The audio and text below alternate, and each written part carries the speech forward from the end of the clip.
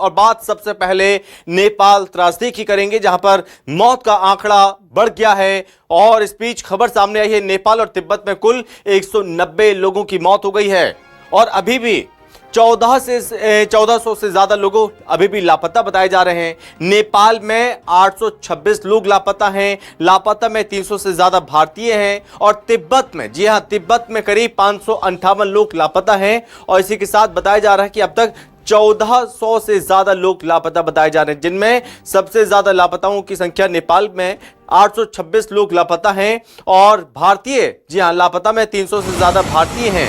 अगर बात करें तिब्बत की, तो तिब्बत में करीब 558 लोग अभी भी लापता हैं। जैसे ही ये आपदा आई उसके बाद यहाँ पर तत्काल रेस्क्यू शुरू कर दिया गया।